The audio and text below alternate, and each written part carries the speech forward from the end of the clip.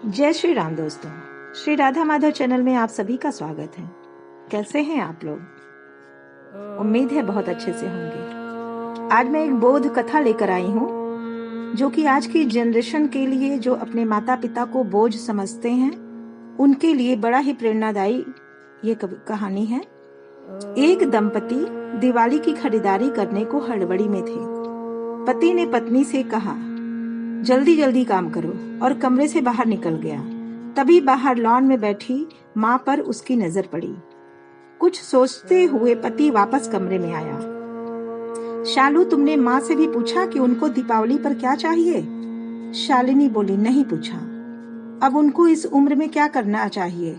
2 वक्त की रोटी और 2 जोड़ी कपड़े, इसमें पूछने वाली बात क्या है?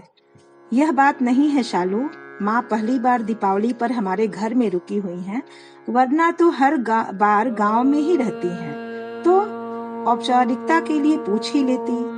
अरे, इतना ही माँ पर प्यार उमड़ रहा है तो खुद क्यों नहीं पूछ लेते?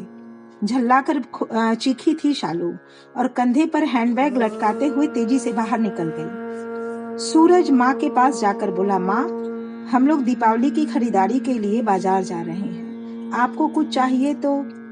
माँ बीच में ही बोल पड़ी, मुझे कुछ नहीं चाहिए बेटा। सोच तो लो माँ, अगर तुम्हें कुछ चाहिए तो बता दीजिए। सूरज के बहुत जोर देने पर माँ बोली, ठीक है, तुम रुको, मैं लिख कर देती हूँ। तुम्हें और बहू को बहुत खरीदारी करनी है, कहीं भूल न जाओ। कहकर सूरज की माँ अपने कमरे में चली गई। कुछ देर बाद बाहर आई और लिस्ट सूरज को थमा दी। सूरज ड्राइविंग सीट पर बैठते हुए बोला, देखा शालू, माँ को कुछ चाहिए था पर बोल नहीं रही थी। मेरे जिद करने पर लिस्ट बनाकर दी है।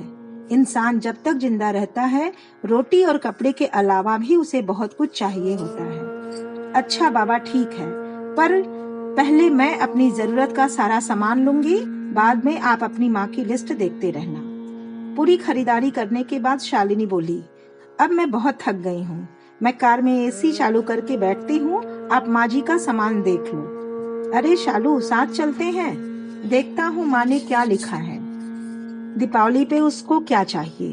कहकर माँ की लिखी पर्ची जेब से निकालता है। बाप रे, इतनी लंबी लिस्ट! पता नहीं क्या क्या मंगाया होगा।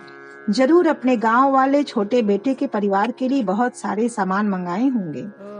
और बनो श्रवण कुमार, कहते हुए शालिनी गुस्से से सूरज की ओर देखने लगी। पर ये क्या? सूरज की आंखों में आंसू और लिस्ट पकड़े हुए हाथ सूखे पत्ते की तरह हिल रहे थे। पूरा शरीर कांप रहा था। शालिनी बहुत घबरा गई। क्या हुआ? ऐसा क्या माँ मांग लिया है माँ ने? तुम्हारे माँ ने ऐसा क्या मांग लिया है? कहकर सूरज के हाथ से पर्ची झपट ली। हैरान थी शालिनी भी कि इतनी बड़ी पर्ची में बस चंद शब्द ही लिखे थे। पर्ची में लिखा था, बेटा सूरज, मुझे दीपावली पर तो क्या, किसी भी अवसर पर कुछ नहीं चाहिए।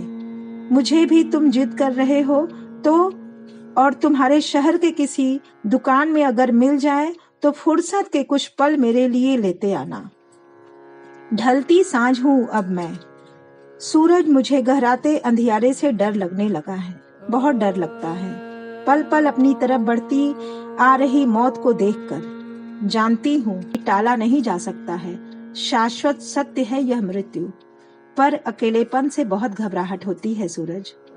तो जब तक तुम्हारे घर पर हूँ, कुछ पल बैठकर मेरे पास बिताया करो, कुछ देर के लिए ही सही। बांट लिया कर मेरे बुढ़ापे का अकेलापन। बिन दीपक जलाए ही रोशन हो जाएगी मेरे जीवन की साज। कितने साल हो गए बेटा तुझे स्पर्श नहीं किया। एक बार फिर से आ मेरी गोद में सर रख और मैं ममता भरी हथेली से सहलाऊं तेरे सर को। एक बार फिर से इतराए मेरा हृदय मेरे अपनों को बहुत करीब पाकर, और मुस्कुरा कर मिलूं मौत के गले। क्या पता अगली दीपावली पर रहूं या ना रहूं।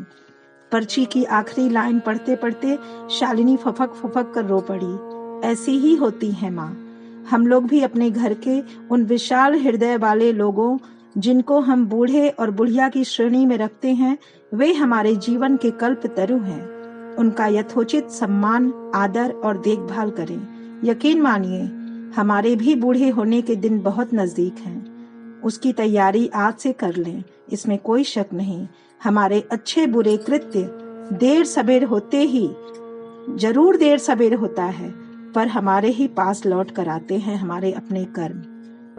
आपको उम्मीद है स्टोरी बहुत अच्छी लगी होगी और इसे और भी अपने बच्चों को सुनाइएगा, जरूर सुनाइएगा। हर हर महादेव। धन्यवाद आपका।